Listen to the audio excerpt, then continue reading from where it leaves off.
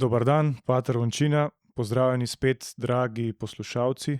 Poslušate podcast Kristus Rex na kanalu FSSPX Slovenija. Smo na koncu serije oddaj o poklicih. Kot smo obljubili, bomo danes odgovarjali na vaše vprašanja, natančneje, pater Vončina bo odgovarjal na vaše vprašanja. Preden začnemo pa naročite se na kanal, lajkajte, delite z prijatelji, družino, znanci.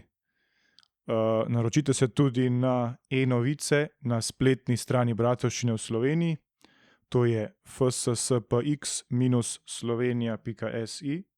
Pater Vončina, na začetku ste najprej hoteli malo dati komentar oziroma nekaj stvari dodati prejšnjim oddajam. Ja, najprej tudi lep pozdrav z moje strani. Par manjših popravkov, dodatkov, par netočnosti je bilo v prejšnjih oddajah, pater Marko je prijazno opomnil. Škof Konder, ki je pokopan v Ekonu, ni tam živel, ampak živel je v Inštitutu Svete Marije v Vanksu, to je isto v Švici, tam je tudi umrl. Sedaj je sodeloval z Bratovščino, kolikor je le lahko.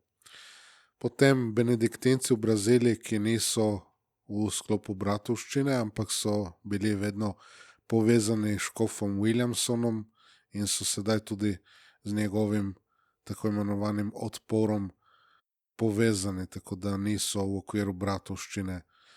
Sestre Bratovščine, ki sedaj ne bodo več imele novicijata v Nemčiji, ker je premalo kandidatk, ampak bodo vse v Franciji.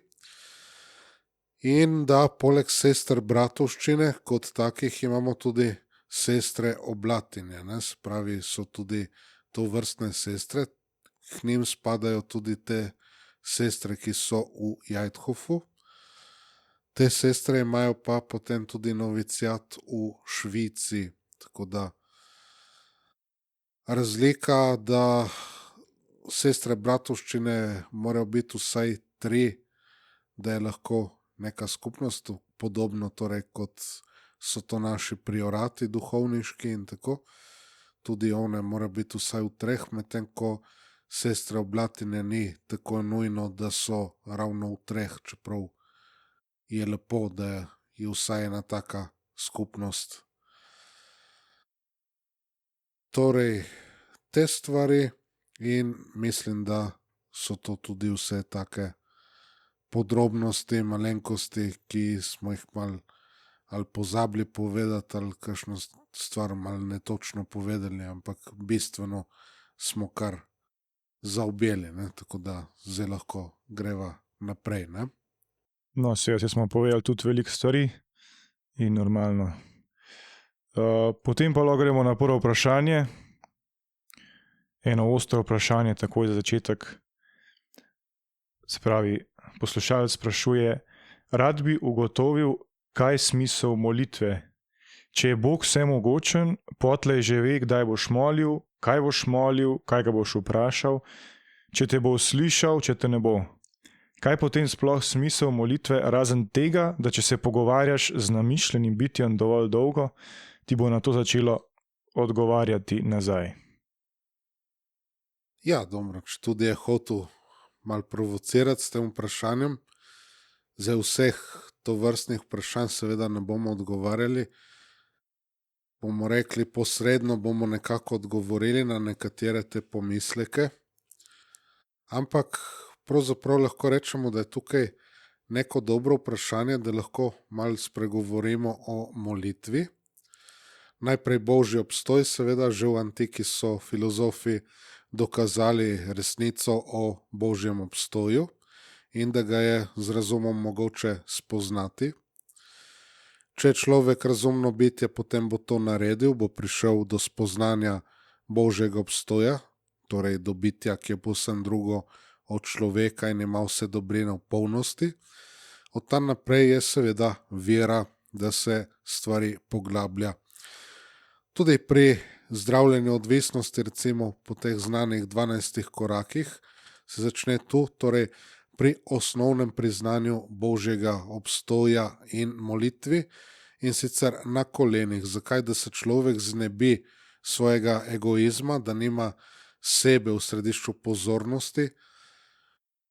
O tem sicer ne bomo prav preveč razpredali, vsakdo se mora potruditi. Vera je vedno tudi dejanje razuma, to bomo rekli. Se pravi, mora nekdo s svojim razumom priti do tega, po primerjanju in tako naprej, da pride do tega. To smo dolžni pravzaprav narediti. Če ne, pač nismo razumna bitja, tako je. Ne potrebuje Bog seveda molitve, potrebujemo mi molitev. Bog jo v narekovajih potrebuje kot neko dolžno čast, ki mu gre. To je ena od 4 vrst molitve, daritve, torej častilna. Potem so tukaj še prosilna, zahvalna, spravna, molitev, daritev in tako naprej. Se pravi, ko govorimo o molitvi, ko govorimo zlasti o sveti maši, imamo te 4 vrste daritve, oziroma tudi pri molitvi imamo to. Zdaj vselej nečesa potrebujemo, ogromna večina naših molitev, tudi sveti Tomaž Akvinski tako pravi, je prosilne narave. Pozabljamo pogosto potem na zahvalo, še bolj pa v današnjih časih na spravo in zadoščenje. Naša vera seveda ni zgolj neka filozofska, razumarska vera, ker bi bil to deizem, se pravi, Bog sicer je tudi morda stvarnik in tako je pognal neke postopke in tako, ampak potem se umaknil daleč stran. Vera je tudi razodeta, in sicer strani Boga samega Božjega Sina, druge osebe Svete Trojice. On nam je Boga razodel kot očeta, zato molitev je pobožni pogovor z Bogom in njegovimi svetniki, kot pravi katekizem, torej z Marijo, angeli, svetniki, blaženimi. Marijo nam je dal za mater v nekem presežnem smislu. Jezus je svojim človečenjem postal naš brat, tudi naš, bomo rekli, najboljši prijatelj oziroma prijatelj naše duše. V njem so nam najbližji bratje in prijatelji, seveda angeli in svetniki. In najbrž ni težko ugotoviti, da normalen človek ne bi se s svojimi starši pogovarjal, s prijatelji pogovarjal, z brati, sestrami pogovarjal. Tako da pogovarjati se z nebeškim očetom, materjo, bratom, prijatelji, pravzaprav smo se dolžni z njimi pogovarjati. Tako da to. Vsak človek bi se pravzaprav rabil v dnevu malo zaustaviti, malo umakniti vase, pogledati, česa potrebuje, ne samo v telesnem smislu, tudi na duši, koga in kaj vse ima v življenju, pa se za te ljudi, pa tudi za to, kar ima, zahvaliti. Vsaj tako, da je nek čut hvaležnosti. Vsak človek bi moral neke stvari kritično preveriti, kako je kaj napravil, kako se je kaj obnašal, obžalovati, kar je slabega napravil, narediti en trdni sklep k poboljšanju, boljše bom delal te stvari, ne bom več tega počel in tako naprej. To bi že nekaj bilo, nekje pač treba začeti, bomo rekli. Tako da neke take stvari so pravzaprav že tudi molitev, če tako rečemo. Molitev pa ne sme biti samo ustna, tudi če brez te ne gre. Naj ne bi po svoje blebetali, kot nam pravi Jezus, kakor pogani, ampak po Svetem pismu, po Božjem Sinu, po cerkvi, po svetnikih smo dobili številne lepe molitve. Najpopolnejša, najlepša seveda Oče naš, ker jo je sam Božji Sin nas jo naučil. Pravzaprav prvi del Zdrave Marije je iz Evangelija, angelski pozdrav pa Elizabetin pozdrav pa tako. Najlepši molitvi združuje seveda rožni venec, ki je hkrati tudi premišljevalna molitev, oziroma naj bi bila, k temu smo povabljeni, da ni samo ustno. Torej, vsak dan moramo imeti tudi premišljevalno molitev, ne samo ustno, ne, tega ste se učili seveda tudi na duhovni obnovi, tako da kdor bi se rad učil teh stvari, je seveda povabljen, da se udeleži kakšne duhovne obnove, kakih duhovnih vaj, tako da se izuri tudi v teh stvareh, ne, tako. Najbolj, kako Bog odgovarja tako, da nam daje duhovne darove. Nam pravi naš Gospod Jezus Kristus, pa ne bo nebeški Oče dal svetega duha tistim, ki prosijo. Ne? Spravi, daje duhovne darove. Mi seveda sprejmemo te duhovne darove in ko sodelujemo s temi duhovnimi darovi svetega duha, tudi obrodimo določene duhovne sadove. Ne? Tako da to so te stvari. To so milosti Božje. Če smo v grehih, nam seveda daje pomagajočo ali dejansko milost, da bi se spreobrnili, se iz tega rešili, pa da lahko se vseeno trudimo za dobro in se borimo proti zlu, ker ljudje sami po sebi te moči pač ne bi imeli. Ne? Pravzaprav brez Božje ljubezni, Božje milosti svet ne more obstati. Ne? Tako je. Zdaj, če smo pa v Božji milosti, torej da smo brez grehu, da so nam bili odpuščeni, izbrisani in tako, nam jo seveda molitev povečuje in krepi in smo veliko bolj uslišani. Ne? Tako da ne smemo si to pač materialno tudi, če nam je potrebno, tudi nam pomaga, nas usliši tudi v tej smeri, tudi glede ozdravljenja in to, ampak načeloma gre bolj za te notranje duhovne moči, da premagujemo ovire, ki so v življenju, oziroma da dobro živimo življenje in tako naprej, ne? Da tudi dobro delamo svoje dolžnosti stanovske in tako, krščanske stanovske in to. In seveda, ko smo govorili o duhovnikih in tako smo videli, da ni enaka molitev vernika ali duhovnika. Duhovnik je posrednik na zemlji, najpomembneje je vse skupaj izražati pa v okviru svete maše. Tu so naše molitve še posebej uslišane, ker ta zmagoslavna cerkev, torej cerkev v nebesih, dopolnjuje, kar nam slabotnim grešnikom primanjkuje. To je to pravilo dopolnitve cerkve ali suplet eklezija. Ne? Spravi, ko smo pri sveti maši in tam izražamo te svoje prošnje, zahvale, obžalovanja, Boga častimo in slavimo in tako, spravi tisto, kar nam primanjkuje, tudi če nismo posvečujoči milosti, ta zmagoslavna cerkev svojim zakladom zaslug in tako, ne? Ker torej edini Bog, angeli, svetniki, blaženi in tako imajo res neskončni zaklad, ne, bomo rekli, ne, ki je na voljo potem tudi nam, ki se borimo tukaj na tej zemlji. Ne. Tako da to. In ni brez veze torej hoditi k sveti maši in zato tudi ni brez veze moliti pri sveti maši. Ne. To so seveda rekli po koncilu ali že med njim in tako, da se ne moli pri sveti maši raznih rožnih vencov in tako dalje. Ne vem, zakaj ne. Recimo, če nekdo slabše sliši ali pa razume, recimo pridigo, te stvari, zakaj ne bi takrat molil recimo rožnega venca in vzdrževal ostalih vernikov, tudi pridigarja in tako naprej, če ima pa vse skupaj en velik učinek.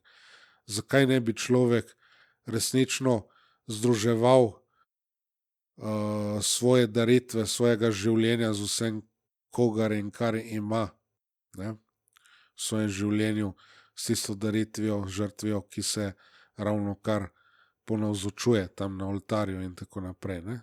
To je treba delati. Ne. Torej, ne gre samo za fizično prisotnost, ampak moramo biti navzoči. To pomeni, da smo vsem, kar smo in kar imamo tam pri sveti maši. Ne. In tudi naša molitev mora biti taka. Tako da malo daljši odgovor, ostali ne bodo tako dolgi, ampak vendarle, da smo neke stvari tudi ponovili. Ne? Tako. Ja, čisto v redu. Da kdaj kaj dlje povemo tudi. Dobro, potem pa drugo vprašanje. Sprašuje, včasih se govori o moških in ženskih poklicih. Ali je ta delitev pravilna? Če je, kako jo lahko najbolje razumemo? Kakšni poklici so eni in kakšni drugi? Ja, dobro. Pač normalno, da nekateri so primernejši, ne, od drugih. To vsekakor.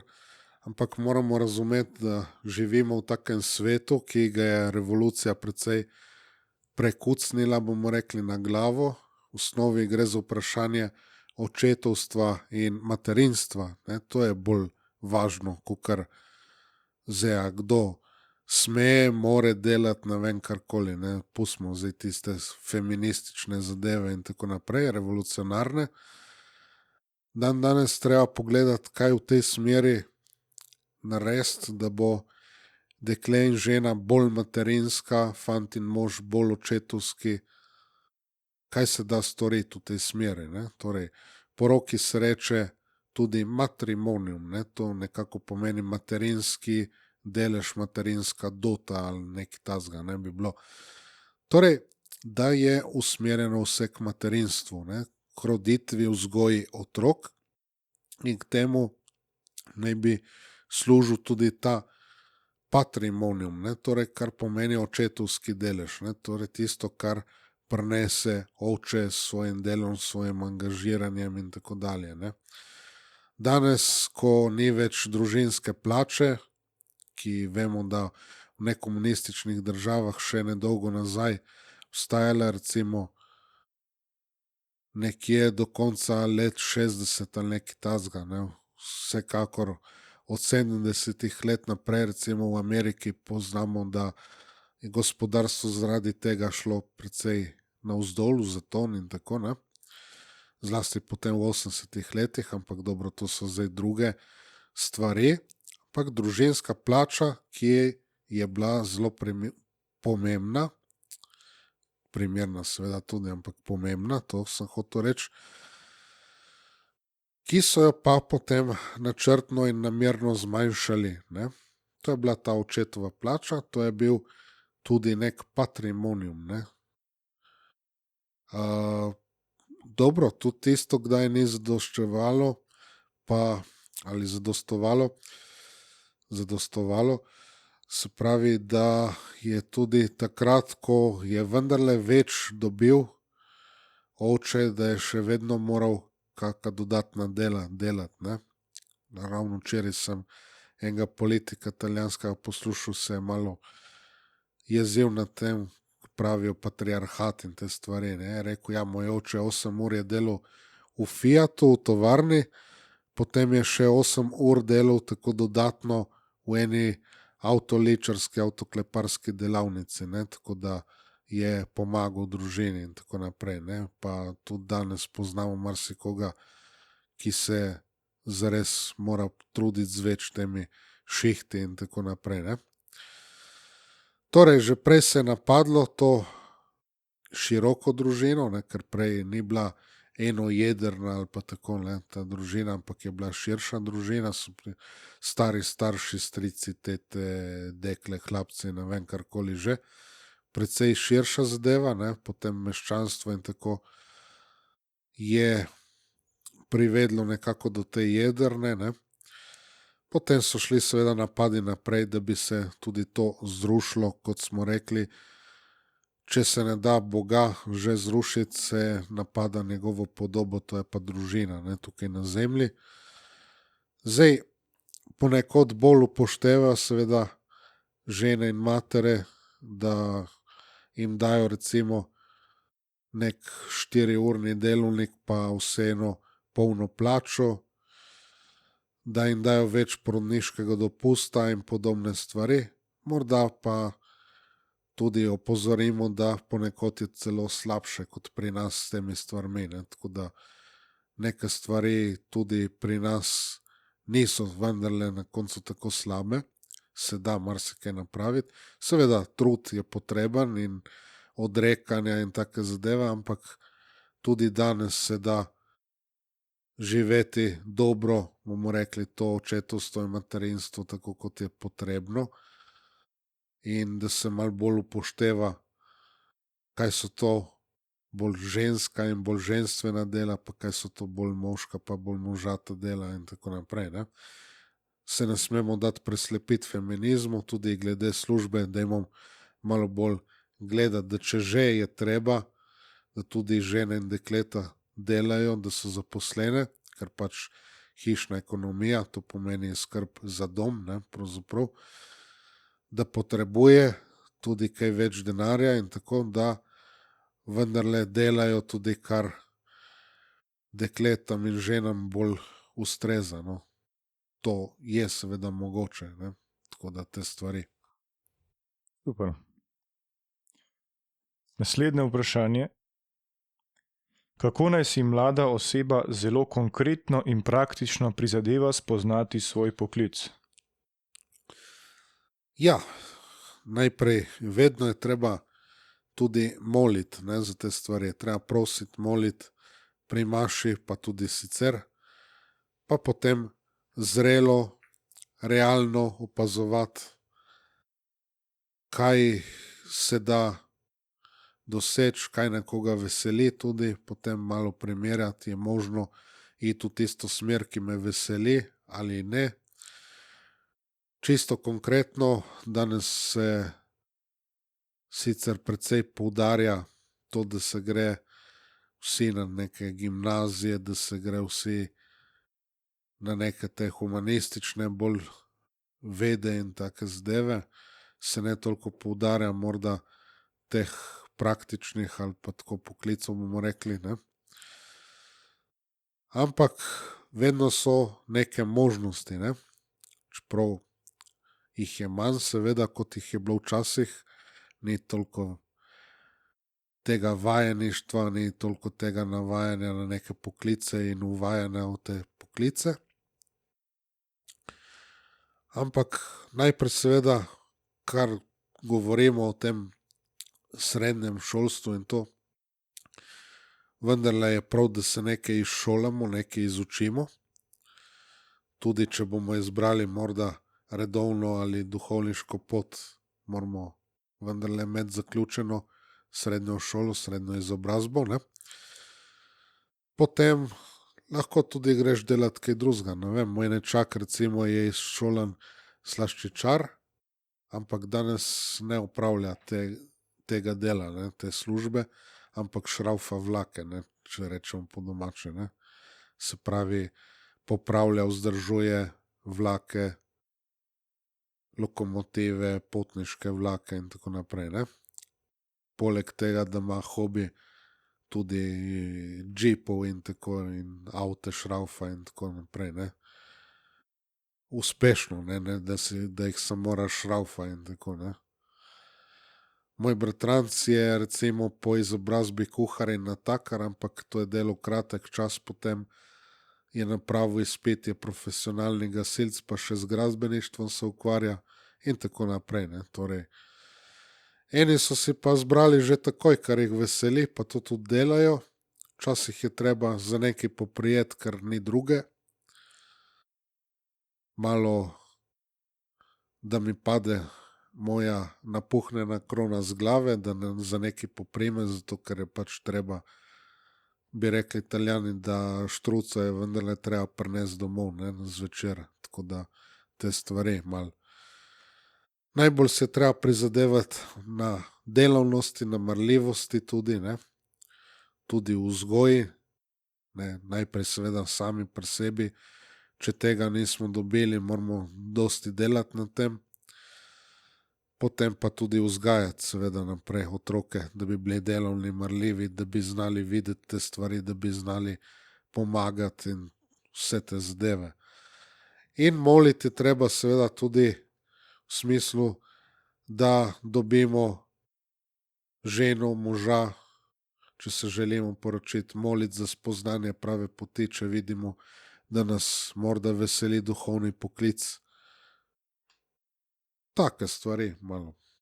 tako čist praktično, bomo rekli. Ne? Normalno. Ok, pa še eno zelo preprosto vprašanje. Koliko, kdaj in kako naj minimalno moli polnoleten fant?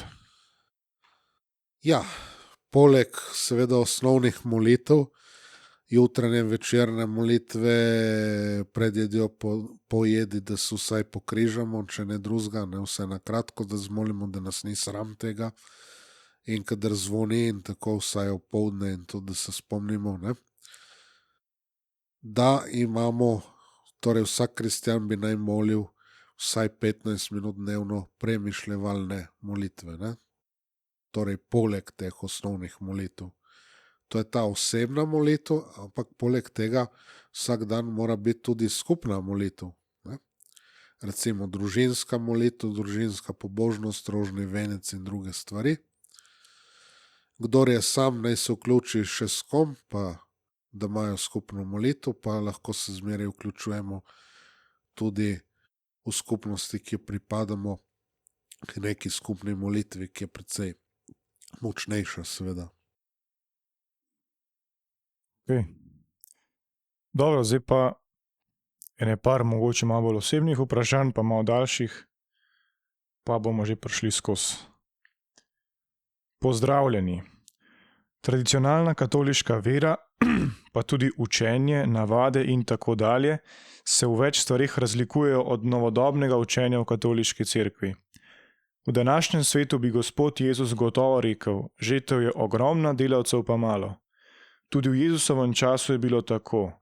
Sprašujem se, kako današnjemu v greh in blato potopljenemu svetu približati tradicionalno katoliško vero, kako mu pokazati pot iz blata, greha v odrešenje, v zveličanje. Kako pomagati našemu Gospodu Jezusu Kristusu v današnjem svetu ljudi zveličati. Kako približati današnjemu modernemu človeku prave tradicionalne katoliške vrednote, ki sicer niso najlažje, so pa zveličavne. Ja, najprej jaz bi popravil, da ne govorimo učenje, ampak da rečemo nauk. Ne, pač učenci se učijo, učitelji sicer učijo, ampak kaj učijo učitelji? Učijo nauk. Ne? Torej, nauk, ki je vsebina vere. Ne učenje cerkve, nauk cerkve. Ne? To se, neke besede se danes tako malo narobe uporabljamo, rekel, ne. Treba biti kar točni v enih stvareh, ne. Tudi rečejo semeniščniki, ko so pa bogoslovci, ne. Semeniščniki so tisti, ki so v malem semenišču, če to še obstaja, ne. Bogoslovci so v bogoslovju, ne, ali v bogoslovnem semenišču. Delavce je bilo vedno in jih bo premalo, vse ostalo mislim, da smo povedali glede tega, tudi v prejšnjih oddajah. Najprej tudi mi moramo biti kot redovniki, redovnice, pričevalci za vero. Zdaj oni so seveda tako imenovani beli mučenci, ne, kot so bili ti ostali, ne. Vsaj poklicani so k temu, da bi bili. In to so delali kristjani od začetka, so pridobivali tudi druge na ta način. Ne. Če so bili resnično pričevalci, beli mučenci, potem so tudi druge pridobivali, če ne, je pač težje, ne? Torej z zgledom. Ne? Vere se ne smemo sramovati, moramo o njej govoriti, smo tudi že nekaj rekli o tem, lepo ljudi vabiti in lepo o veri govoriti, opominjati k lepemu vedenju, govorjenju, jih kdaj opomniti tudi, če kaj preklinjajo, če so kakšne grde besede, če so kakšne stvari, ne se bati nič opomniti, ne? Da bi bila pravilna in dobra raba tudi jezika. In tako pol se bojo že tudi ljudje navadili in vsaj v naši družbi bojo pač malo drugače se obnašali. Ne? Zdaj, če nas kam pošljejo, kamor nismo namenjeni, pač v redu, ne bomo pač tudi to prenesli, ampak vendarle ne moramo pustiti kar tako, ne, te stvari. Dajmo jih kaj opomniti, da kaj pametnega naredijo tudi v tej smeri. Ne? Vse je na nek primeren način. Vemo, kako je dan danes na našem svetu, pa če z ljudmi lepo, dobrohotno, bomo rekli, govorimo, jih skušamo malo bolj na pravo pot usmeriti, se da marsikaj doseči, počasi seveda, ne. Veliko treba tudi moliti, se mrtvičiti, zadoščevati, vse te stvari. In ko bomo v tej smeri zadostili za svoje grehe, bo Gospod kaj namenil tudi za druge. Če bomo pa pri maši seveda to izročili, pa toliko bolje, ne.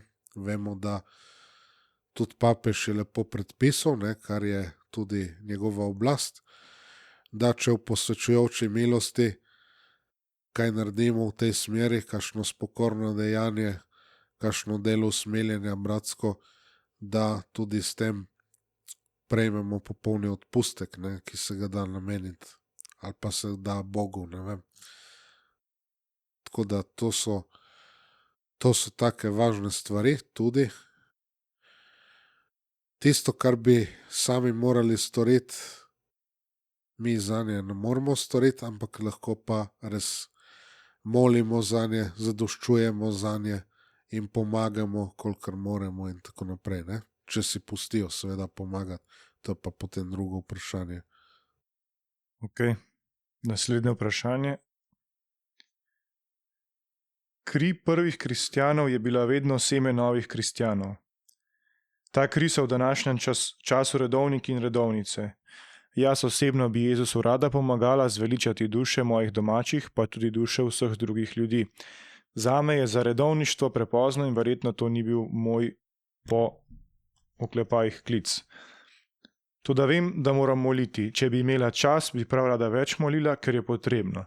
Še posebno molitev pred izpostavljanjem najsvetejšim je prav posebno močna. Molitev in žrtev, nekakšna smrt, umiranje na nek način in seveda zgled bi verjetno pripeljali ljudi k Jezusu na pravo pot. Kot laik bi imela morda več uspeha pri evangelizaciji, če bi se pridružila tretjemu redu bratovščine Pija X. Svoje trpljenje združevati z Jezusovim, svoje molitve z Jezusovimi in jih darovati Bogu po vseh božjih in vseh naših namenih. Mislim, da bi bilo zame to največ, kar v tem trenutku lahko naredim. Ja, torej v molitvi smo že marsikaj povedali.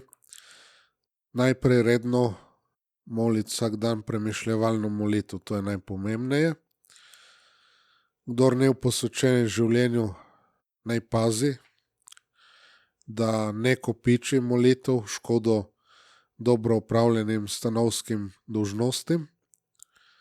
Mi se posvečujemo skozi to, ne? Torej skozi dobro opravljene in živete svoje stanovske dolžnosti, pravzaprav, ne? Seveda tudi krščanske in tako, ampak dobro, ne? Vse te stvari. In prav tako lahko molimo, mi smo v Božji navzočnosti vedno, dajmo poskrbeti za to. Dajmo te kratke vzklike, molitve, vzdihe, ne? Kdaj lepo moliti, ne? Tudi ko kaj delamo, zakaj pa ne, da vzkliknemo te stvari. Torej te stvari. Tretji red bratovščine, ja, to je seveda neke dodatne molitvene dolžnosti, ampak spet treba videti, ali so kandidati primerni in tako bomo potem kasneje eno tako vprašanje malo več se zaustavili. Gre spet, da si še nekaj ne naložimo, pa še tistega, kar bi morali, nismo naredili, ali pa nismo naredili tako, kot je treba, ne. Dajmo najprej te naše dolžnosti, ne, to najprej delati, ne. Ne govoriti, nimam časa, ne vem, ne, čas ima nas, ne, danes, ampak je treba si iztrgati te zadeve in je treba si malo urediti te stvari, ne, vse se da narediti. Se pravi, osnovne molitve, se zbudiš, takoj zmoli tisto jutranjo molitev, ne, tiste osnovne molitve, govorimo o tem, ne. Potem se omij, očedi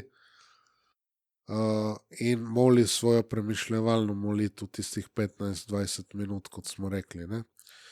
Če ne gre drugače, moli na poti, Ne? Tudi to se da delati. Ne? Obišči tabernakelj z Najsvetejšim. Ne? To ni nič. Eni mislijo da mora nujno biti izpostavljeno nujno Najsvetejše, ne? Da se takrat boljše moli. Ne? In tako.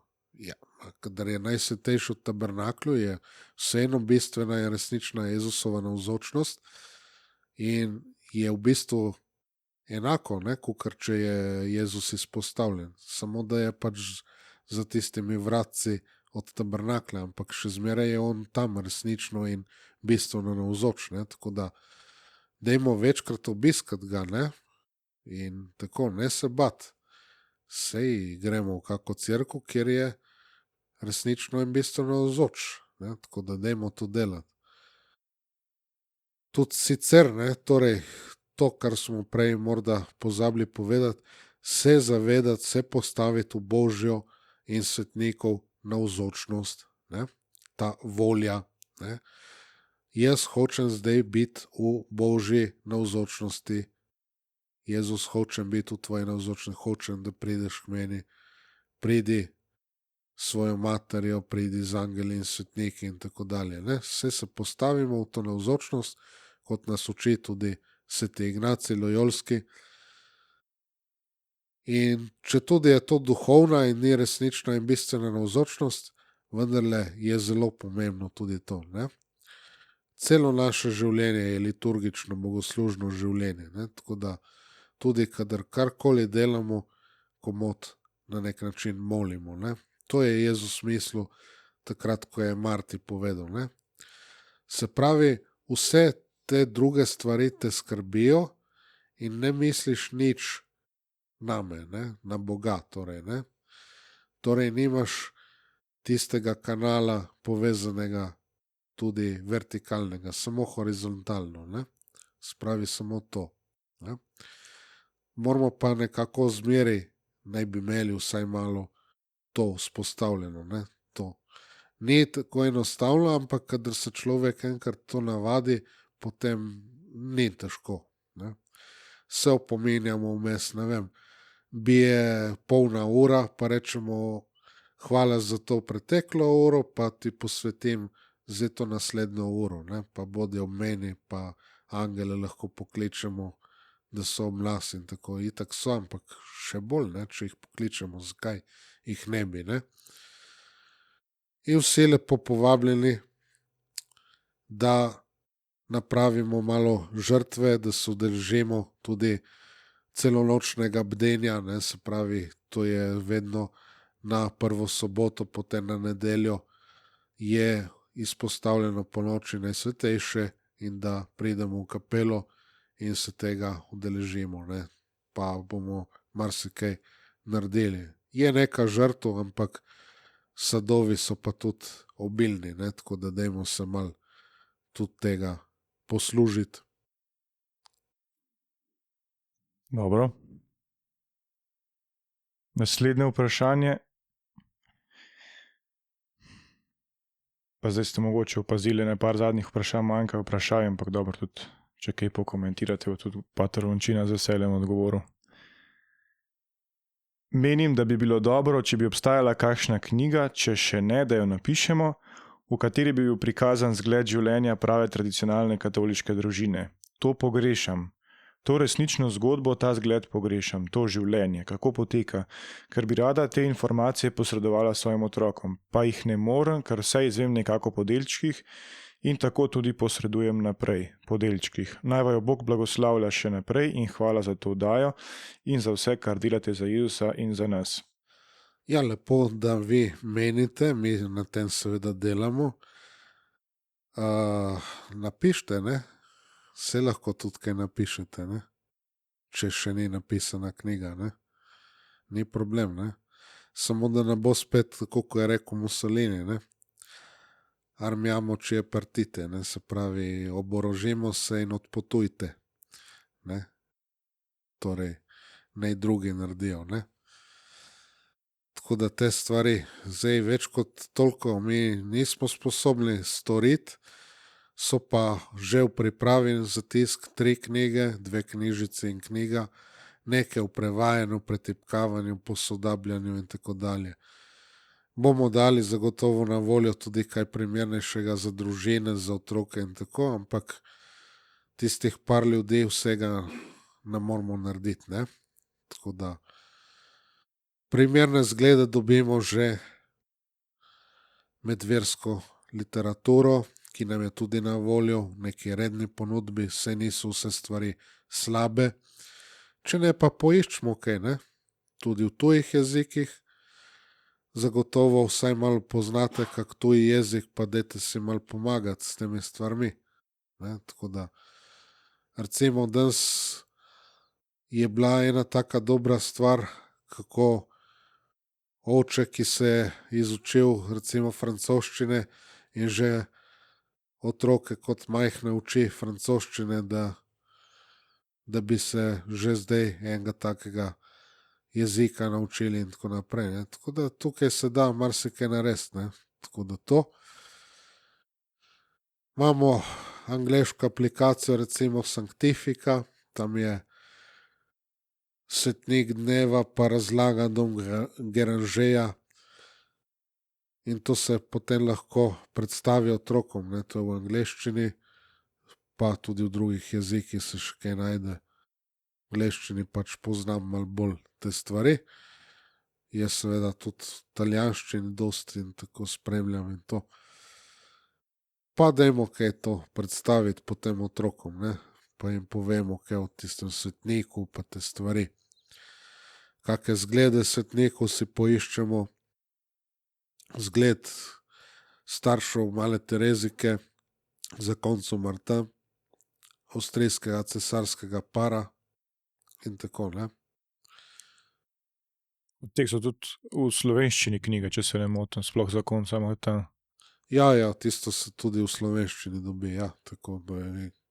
Verjetno pri družini ali pa v ognjišču. Ja, so čist ene stvari, sploh tiste, ki so po natisi z prejšnjih desetletij in tako naprej, je vse dobro.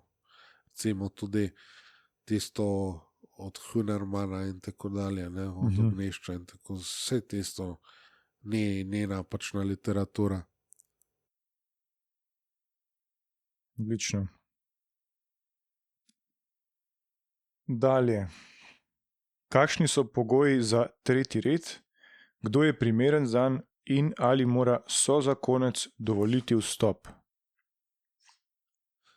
Torej, tretji red se izreče neke javne obljube, tako da je več kot da bi bili recimo v živem rožnem vencu, v milici Imakolat in tako dalje, ne, je resnejša zaveza.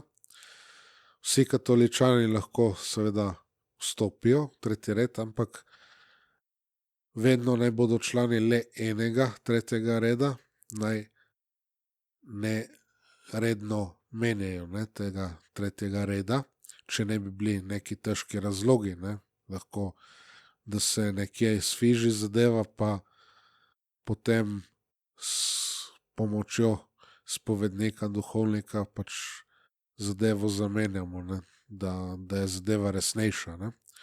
To pomeni, da sledimo duhovnosti nekega reda ali pa neke skupnosti in tako dalje, ne, tako da to so te stvari. Če so se ljudje sposobni držati pravila, potem so lahko, morajo torej biti sprejeti. Tudi velja, da pastirji jih morajo spoznati za sposobne in vredne, ne, tako. Torej, pri nas gre za življenje po duhu bratovščine, kakor ga je opisal nadškof Lefevre in tako pravi, je v bistvu duhovniški duh, ki ga razsvetljuje sijaj odrešenikove žrtve na Kalvariji in v maši skrivnost vere. Laiki, ki želijo postati člani torej bratovščine, ne, v smislu tretjega reda, naj torej spodbujajo tega duha že zdaj, naj sodelujejo pri apostolatu bratovščine za oblikovanje, ohranjanje duhovniških poklicev v prvi vrsti, ne, vse drugo potem pride zraven, ne? Ampak to osnovna stvar je to. Če hočemo tradicionalno svetomašo, rabimo tudi tradicionalne duhovnike, ne? Ni tukaj spasa, bi rekli, ne? Ali kako je že tisto od južnih bratov. Torej, to poteka pod vodstvom kaplana tretjega reda in posameznega spovednika. In ne gre toliko za to, kaj nekdo mora delati, ampak za to, kaj nekdo mora postati. Ne? Torej, to. Torej, oblikovanje v tem, ne? Gre za to. Torej, spovednik, duhovni vodja ugotovi, ta vernik te in te kapele je primeren kandidat, ima pravi namen, prave namene, ima zmožnost in voljo držati se pravila. In potem se gre v to zadevo, je eno leto postulata, nekdo zmoli obljubo pred Najsvetejšim, duhovnik bratovščine je temu priča in začne ta enoletna probacija, kot se temu reče, torej preizkušnja, ne? Da je nekdo sposoben tega tretjeredništva. So zakoncem vedno se dobro pogovoriti, ampak ni to pogoj za vstop. Ne?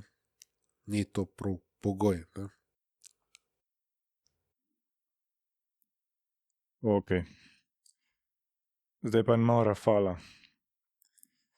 Kakšen je katoliški oče, kakšna je katoliška mati, drugič prednosti TLM pred Novus Ordo, zakaj slediti tradiciji, tretjič prava katoliška vzgoja, morala, nauk, četrtič sveti papež Pij X, petič pomen molitve, branja svetega pisma, šestič vojska brezmadežne, Maksimilijan Kolbe in čudodelna svetinja.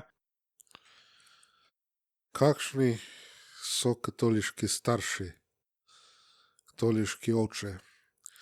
Eni plešasti, eni z brado, eni z lasmi, eni ksuhi, eni debeli, ali kako je že tisto. No, šalo na stran, pač katoliški starši so tisti, ki se dosledno trudite živeti po svojih krščanskih in stanovskih dolžnostih in se tako tudi trudite vzgajati otroke in si pomagate seveda pri tem sredstvi milosti, torej molitvijo, zakramenti, vsemi temi stvarmi in delate to pod vodstvom katoliških duhovnikov ter nauka cerkve. To je zelo na kratko povedano, ni tle dosti za fantazirati. Ne? Tako. Druga zadeva, moramo biti zelo jasni, TLM se bistveno razlikuje od Novus Ordo, ne? Bistveno. Kaj pomeni bistvo? Ne? Da je čist drugačna, kako bi rekli, pozornost ali pa tako, ne? Danes se dosti pritožuje nad nekimi pritiklinami, ne? Ali pritikami, kot se to v nekem slovenskem izrazoslovju filozofskem reče, ne? Spravi, to je posledica, to ni bistvo maše ene ali pa druge, ne? Spravi posledica. Kakšna je ena maša, kakšna je druga maša, kaj je bistvo ene maše, kaj je bistvo druge maše, ne? Torej, kakršna je lex orandi, takšna bo tudi lex credendi in potem seveda tudi lex agendi ali vivendi, kakor se pač reče. Če je ena v obliki križa, ne, spravi žrtev in tako je tako navpična kot tudi vodoravna, je druga potem samo vodoravna, ne, je brez presežnosti. In ker torej gre za samo substanco ali podstat svete maše, ne, spravi, če vzamemo križ, če vzamemo žrtev, če vzamemo tako navpičnost kot vodoravnost in če se to zgubi, potem normalno, da bodo tudi akcidence ali pritike, kakršne so ministrantke, bravke in podobno, ne, da bo tudi to potem v sami maši, ne, ker je čist druga zadeva, bomo rekli, ne.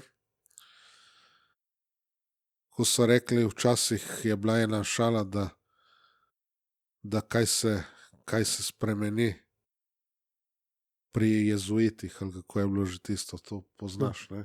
Pri jezuitovi maši. Ja, Sem že pozabil, kako je punchline. da se spremeni vse razen kruh in vino, Ne. ne?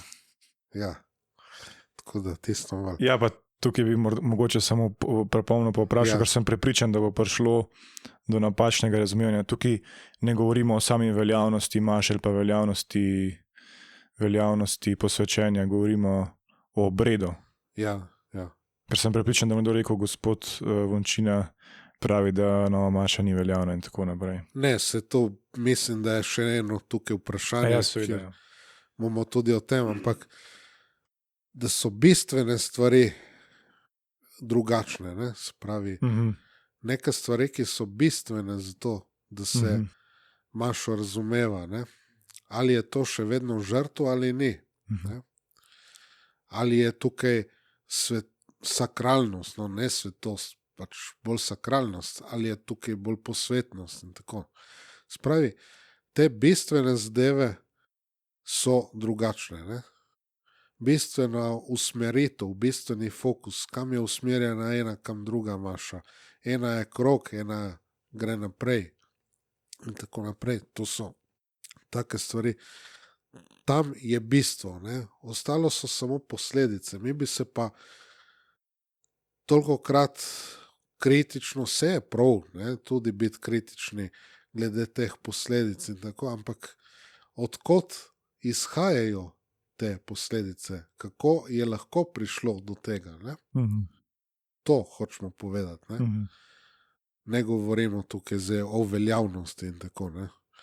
Pravzaprav vse to je žalostno, ne? Pravzaprav, da kljub temu, da se take stvari dogajajo, da je potem maša vseeno veljavna, ne?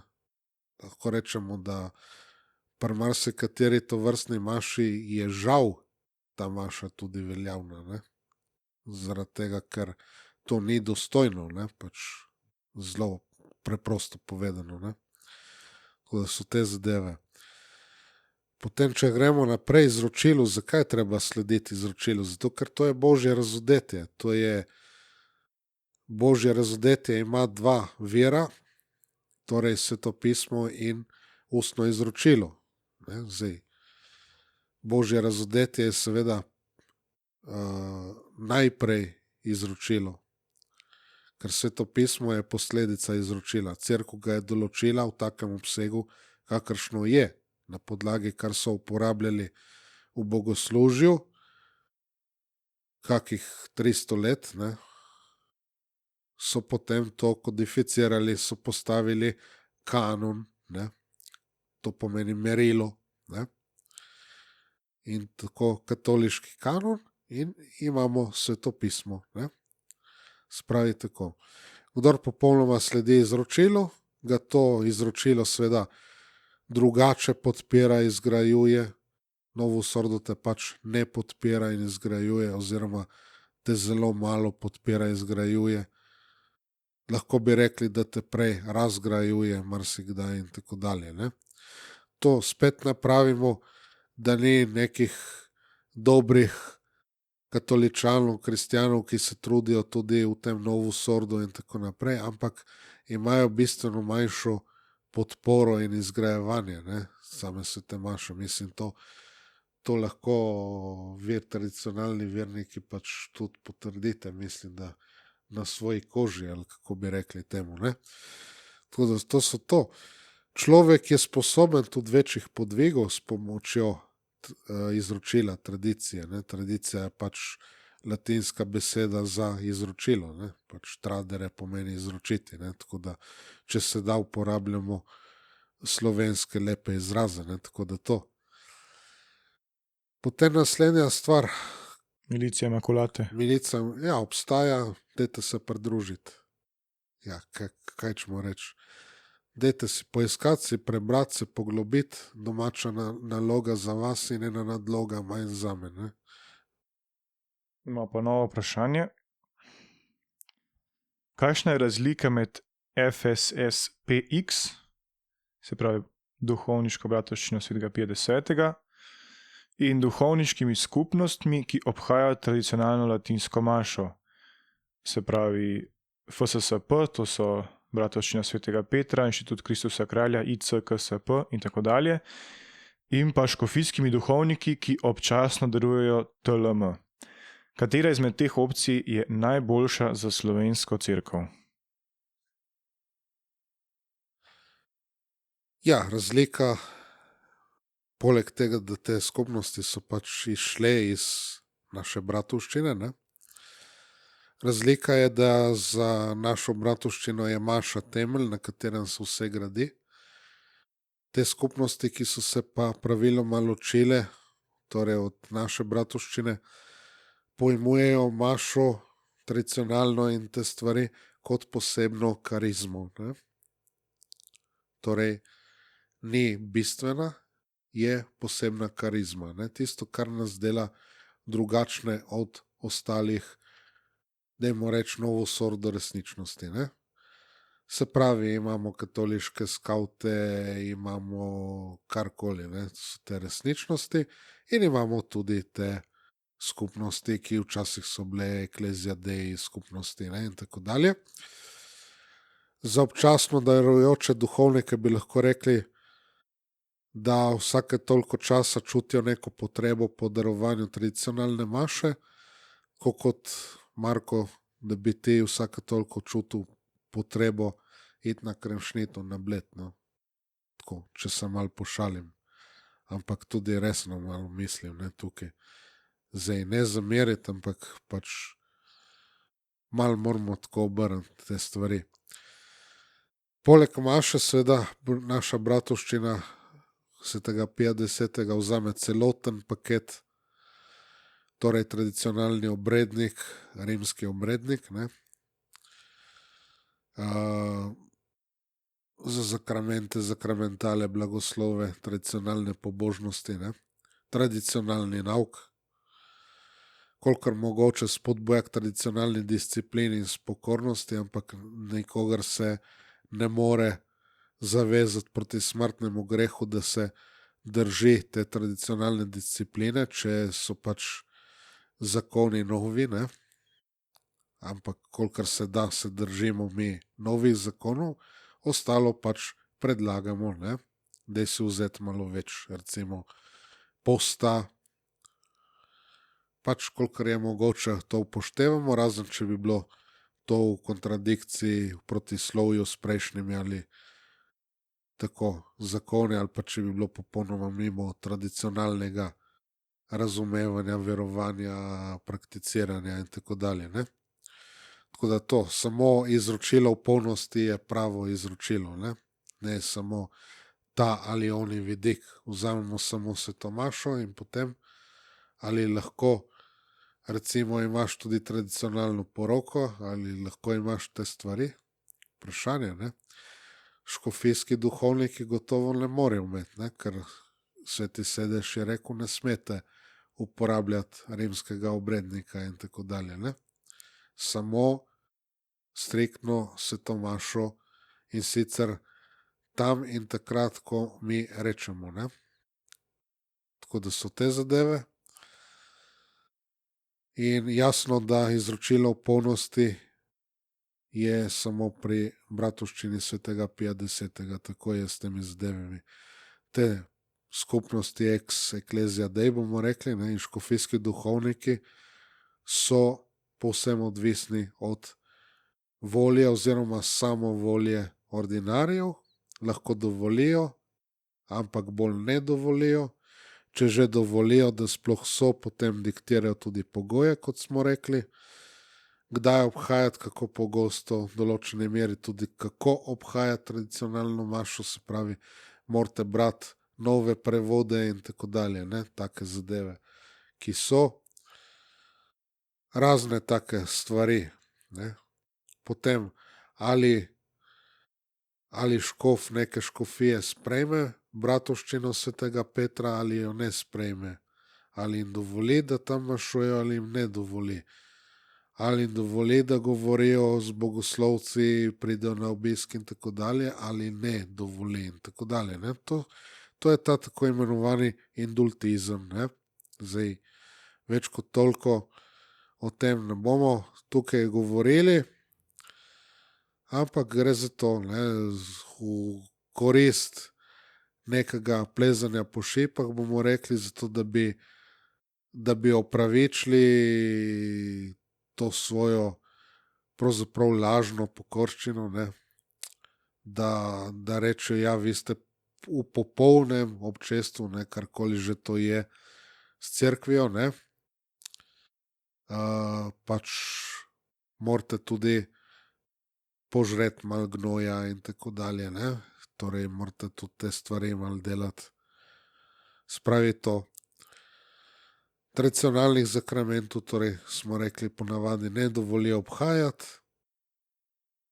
Zdaj, tam, kjer so te bratovščine, bomo rekel, Svetega Petra, inštitut in tako dalje, nekaj se da, nekaj tudi ne, tako da dobro. In zdaj, kaj ti pomaga, če boš ti postal tam v Nemčiji duhovnik bratovščine Svetega Petra in boš se čutil nekaj več, zato ker si tako rekoč v popolni edinosti s cerkvijo, pa ne boš mogel delovati v svoji domovini, ne boš mogel vršiti apostolata na svojih tleh, zato ker ti ne bojo dovolili. Kaj ti to pomaga? Torej, dajte si prebrati malo, to piše v knjigi Patra Gaudruna, Katekizem o krizi, za sedaj v naših kapelah je na voljo v hrvaščini, ampak je tudi v svetovnih večjih jezikih, se pravi nemščini, ker je Nemec, potem francoščini, italijanščini, angleščini seveda in tako dalje. Sej poznamo to. Enkrat v prihodnosti zagotovo bo tudi slovenščina, ampak za zdaj pač ne moramo se tega privoščiti. Tako. Dobro. Še eno vprašanje povezano s TLM. Zanima me, ali je TLM edina oblika maše, ki jo vidite v prihodnosti v cerkvi, ali obstajajo deli tega bogoslužja, ki bi jih lahko še izpopolnili, vidiki, v katerih se maša lahko še izboljša, dolžina, liturgija. Kaj pa novus ordo? Skoraj vsi vidimo, da se pogosto neprimerno uporablja, celo zlorablja za posvetnost. Ali ima razen pomanjkljivosti tudi kakšno svojo, posebno, oklepajo liturgično vrednost. Iskreno me zanima, ker opažam, da imajo v Ameriki tudi TLM, ne nujno v okviru bratovščine in ad orientem novo mašo v latinščini. Ja, najprej ta hakelc, oblika. To je pač sumorum pontificum, se pravi, imamo redno izredno obliko, gre za eno in isto. Smo videli, da ne gre za eno in isto. Nista to dve obliki istega obreda. Tukaj je bil papež Frančišek oziroma kdor pač je to delo, je bil zelo iskren oziroma brutalen, tem, da je povedal, pač ne obstaja, edina maša, pač pokoncilska in tako je, maša Pavla VI. Seveda pač mi tukaj se ne moramo strinjati, ampak to je druga zadeva. Torej ne gre za obliko, gre za drugo mašo. V prihodnosti seveda bodo ostali s časoma, kadar bojo pač izginili samo tradicionalni obredi oziroma liturgije, ki so večinoma do konca izpopolnjeni, ni kaj več dopolniti noter. Dino, če se bo kaj pač spet prečistilo in tako kakšni modernistični elementi podobno bodo izločeni, ampak to ni bistveno, pač recimo Lačkov Lefevre je pač dal tisto obliko svete maše, zadnjo možno, ki pač ne krni katoliške vere, ki ima celovitost katoliške vere. Čeprav z nekimi pomanjkljivostmi, ampak tisto je dal kot osnovo. Pač on je tudi misionar bil in pač dajmo nek skupni imenovalec, tako kot so frančiškani, ki so rimski obred ponesli po svetu in potem tudi ostali po njihovem zgledu, ne. Dajmo tudi mi vzeti to različico, se pravi 62, in dajmo to ponesti po svetu. To je bistvena zadeva, ostale stvari niso toliko naša stvar, ne? To je drugotnega pomena pravzaprav, ne? Spravi, tradicionalna maša vero izgrajuje, novi obred jo ruši. To je zelo enostavno povedano in dobri element samo v tem, da se, če se kolikor toliko prav obhaja ta novi obred, vseeno zgodi spremenjenje, transubstanciacija, ne?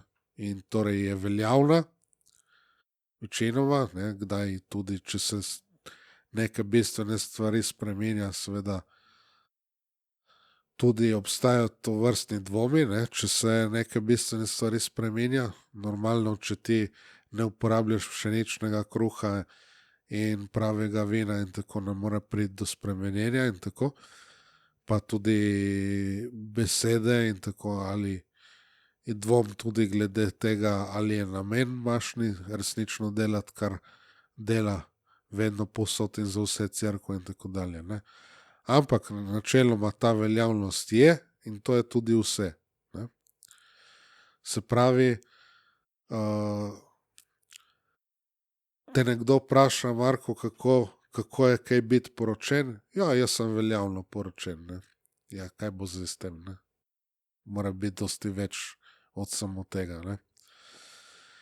Torej, v podrobnosti ne moramo tukaj iti, bomo pa rekli, treba je gledati na resničnost, na to, kako vpliva ena maša, kako vpliva druga maša. To je bistvena zadeva. Ne vem, kdor še zmeraj skuša reševati vojaka Ryana oziroma pač vse to, kar je pokoncilsko, ne vem, ali ima to smisel delati ali ne. Ponavadi ne. Kaj se bo zgodilo s telesom človeka ob poslednji sodbi, ki je bil zveličen, ampak je bilo njegovo telo po smrti upepeljeno? Ja, če je bil zveličen, bo poveličeno tudi njegovo telo in se bo pridružilo zveličeni duši v nebesih, pika. Potem moje vprašanje, če jaz prav razumem, potem tudi bojo pogubljeni dobili telesa, sicer ne poveličena, po poslednji sodbi. Bodo izmaličena. Ja, seveda. Prav, vsi dobimo telesa po poslednji sodbi. Se bo pridružilo duši, kjer je, ne? Tako da. Dobro, dalje. Nekateri pravijo, da bi morali duhovniki počasi spreminjati cerkev od znotraj, torej v okviru novosordo, tako da bi uvedli nekatere tradicionalne elemente, naprimer obhajanje na jezik, maševanje ad orientem, gregorijanski koral in tako dalje. Kaj mislite o takšnem pristopu? Ja, saj smo že rekli, Sizifovo delo, nemogoče. Od znotraj se cerkev spreminja, da se obhaja tradicionalno mašo in zakramente, se drži tradicionalnega, torej stalnega, nespremenljivega nauka cerkve. To je neko nadevanje ličil in okrasko gnili ograji, bomo rekli, ne, kaj je zvem. Ja. Ne bo naredilo gnile ograje nekaj zdravo, ne. To, bomo rekli, zunanje, neko ličenje in tako dalje. Neko začasno duhovnikovo početje to lahko je, ampak mora imeti jasen cilj, kam gre, ne. To ne sme biti neko pasivno čakanje, da bi mu padla pač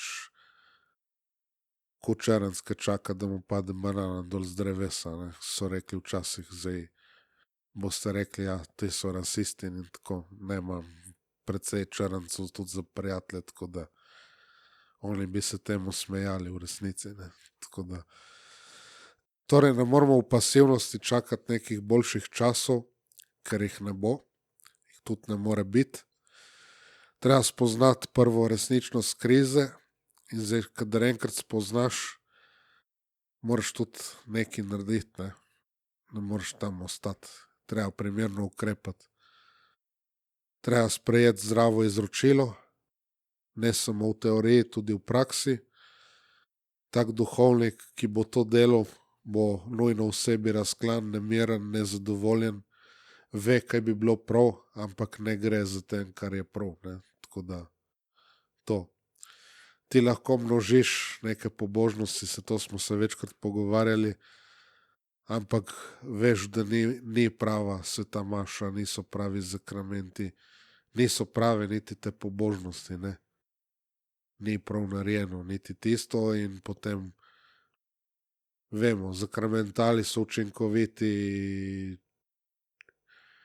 če tisti, ki jih vrši, če tisti, ki jih zlasti jim prisostvujejo, ki tam molijo in tisto, če so Božji milosti, če ne niso učinkoviti za nje.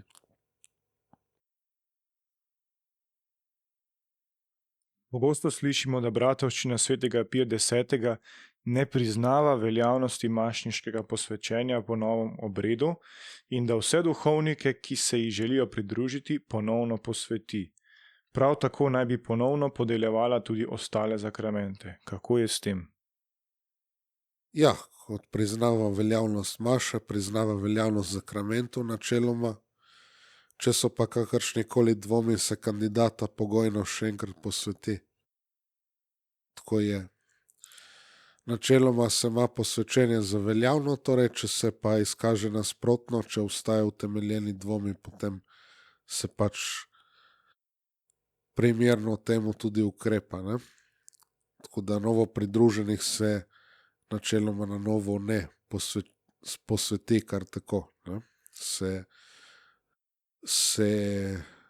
ima, da so pač posvečeni. Ne? Recimo tam v Jajthofu, v našem okrožju, v okrožnem središču, da se recimo naš pater Regele vprašal, kdaj si bil, katerega leta si bil posvečen in potem zaporedil tudi, kadar se enkrat izkoristite, ki so predstojniki tam, se moli potem 10. Ne? Recimo, jaz zdaj bo 15 let, ne? Se pravi, če je bil kdo posvečen za mano, potem je za mano na vrsti za moli 10. Recimo pater Marko Tilošanec moli za mano 10. Ne? Ki je bil kasneje posvečen, tako da to. Ostale zakramente ima za veljavne, ravno tako, ampak recimo za krst se izvedejo dopolnilni obredi, ne? Spravi, novi obrazec je močno pomanjkljiv, pa ni tistih egzorcizmov, pa se to naredi potem kasneje dopolnilne obrede, ampak krst je pa kot tak veljaven, ne, seveda. Kdo so napačni preroki današnjega časa? In mogoče bi se lahko dotaknili tudi napačnih prerokov iz preteklosti. Prerok Mohamed je na vrhu tega seznama. Najnevarnejši lažni preroki so pač tisti, ki jih omenja že apostol Pavel, pa postavljajo razna domnevna razodetja, milostne darove, ki se jim po grško reče karizme, na prvo mesto pred Božjo milost, pred katoliški nauk, pred krščansko ljubezen. Ne? To so najnevarnejši lažni preroki. Ne? Torej, včeraj sem tako po nekem, kako bi rekel, nekaj sem tam odprl, sta se dva nekaj pogovarjala in ja, a si bil ti tam prvičenci, prvnem vicu, ne, si poslušal tistega vica, si sicer cerkev tega ni uradno potrdila, ampak vendarle tako lepo govori tisti videc in tako. Ne, to je pač lažni prerok, ne more biti tako drugače, če cerkev ni potrdila. Ne. Potem si tisti, ki temeljijo na čustvih, občutkih, izkustvih, ne, to so tudi lažni preroki, ne. Kako ti čutiš, kakšno je bilo tvoje izkustvo, ne. Se pogovarjal z enim duhovnikom, ja, tisto tvoje ni ta pravo, kar jaz sem doživel tako izkušnjo, ne, in tako, ampak izkušnje ti ne moreš nekomu posredovati, ne. Lahko mu govoriš o tem, lahko mu delno morda nekaj posvetuješ, ne. ampak tem tle je važno, kaj so oni takrat začutili, ne. Tisto, kar jim je bilo razodeto, ne. Ali pa se obrnejo, ne, neki so imeli kao neko videnje in potem se obrnejo na nekoga, zato ker on je pa prerok, ali prerokina, ali vitkina in tisto, ne, in potem potrdi, ne, se pravi, zakaj je prišla ona duša, oni dan, me je nekaj vprašala in tisto, ne. Ja, zato ker očitno še ni zveličana, boš moral še dosti moliti in tiste stvari. Ja, še zemeljska cerkev ne ve za vse, bomo rekli, zveličane in poveličane duše, nekatere pač razglasi, ne, za svetnike blažene, ne pa vse, tako da zgleda, da eni so več od cerkve in tako, ne. Vsi, ki seveda prodajo lažno usmiljenje in podobno, to so tudi lažni preroki, ne. Torej, kaj hočem s tem povedati, začnemo najprej v cerkvi, najprej treba pomesti pred svojim pragom, ne. Ostalo nastopi kasneje, pustimo zdaj Mohameda in druge zadeve, to je pač praznoverje ali krščansko praznoverje in tako dalje, ne, kar delno tudi izhaja iz nekega krivoverstva krščanskega in tako nekaj pa iz talmudskega judovstva, vse vemo, islam in tako, ampak to ni zdaj tukaj zaiti v neke podrobnosti tako. Nekdo sprašuje o obisku svetih maš pri Bratovščini. Duhovnik mi je odsvetoval obisk maš Bratovščine svetega Pija X. Ali ni nepokorščina zakoniti cerkveni avtoriteti, če se udeležujem njihovih maš? Ja, zakonita cerkvena avtoriteta je leta 2003 dejala, torej Sveti sedež, da moramo zadostiti nedeljski dolžnosti v kapelih Bratovščine, ne. Torej, v teh primerih ste popolnoma pokorni cerkveni avtoriteti. Od leta 2016 pa velja tudi papeževo pooblastilo za spovedovanje našim duhovnikom za nedoločen čas, torej od takrat naprej vedno velja. Torej se spoveš v naših kapelah in odveza je veljavna, ne. Te stvari. Za druge zadeve pač ne se pa malo poglobijo, ampak glede maš in to smo pa povedali. Pozdravljeni. Zanima me, ali lahko človek prejme popolni odpustek vsak dan. Kako? Ja, zdaj, ko je sveto leto ali pa druga taka obdobja, je možno tudi vsak dan seveda prejeti, ne. Recimo osmina vseh svetih, ne. Torej se spovemo grehu, ne, ker ne smemo biti navezani na kak greh in tako. Spoved je torej predpogoj in potem na določenem kraju, ne, recimo v svetem letu skozi svetoletna vrata ali pa v osmini vseh svetih na pokopališču in se moli zapovedane molitve. Ko v svetem letu torej se gre skozi sveta vrata v eni od cerkva, kjer so ta sveta vrata, stolnice pa druge cerkve, ki so bile določene, se moli po namenu svetega očeta, ki je zavedno kodificiran, za širjenje evangelija, spreobrnenje grešnikov, svobodo ali prostost, ne, to je eno in isto, ter za povišanje svete cerkve, se zmoli apostolsko vero, Oče naš, Zdrava Marija, slava očetu, lahko se udeležimo tam v tisti cerkvi skupne pobožnosti, ne pa seveda, če je novosordo in tako svete maše ali molitvenega bogoslužja, ker prav tako ni tradicionalno molitveno bogoslužje, torej brevir, ne. Če se kako uro brevirja moli in tako, pač ni tradicionalno. Zato tisto ne, ampak recimo križu pot, rožni venec in tako, zakaj pa ne. Razen, če je svetli del. Ampak dobro. Papež je podelil popolni odpustek tudi v primeru, da recimo v posvečujoči milosti, to smo že prej povedali, ampak zdaj je že nekaj časa nazaj tukaj, ne, v tej isti oddaji. Če v posvečujoči milosti torej storimo kako delo usmiljenja ali pokore, potem tudi prejmemo popolni odpustek, ne. Tako da to. Zdaj pa še zadnje vprašanje. Kako se lahko duhovnik, ki je trenutno znotraj škofije ali pa neke redovne skupnosti, pridruži FSSPX?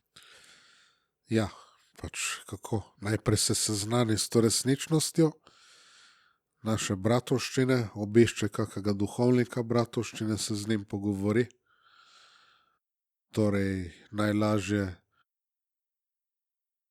pač odvisno od kakega jezika, če ne pač patra Marka Tilošanca kontaktira, če kolikor toliko zna hrvaško, če ne se bosta že sporazumela, ker on je itak iz Međimurja, tako da je kajkavec, tako da se bosta že nekako sporazumela.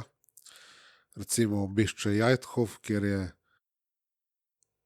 naš okrožni predstojnik in ta je ta skupnost, da se vidi, kako tam je, kako gre zadeva naprej. Navadno pomeni, da bo moral seveda sprejeti suspens, ko greš v škofije, ne, oziroma mu pač to nekako škof izreče, ne, zdaj pustimo, kako so ti postopki oziroma kako ni teh postopkov pravih in tako, ampak dobro. Potem nekaj časa seveda poteka preizkušnja ali probacija, priprava z navajanjem, poglabljeno v neke stvari, učenje nekih zadev in nekaj časa se gre tudi v eno od semenišč bratovščine. To je pa pol to, pol se pač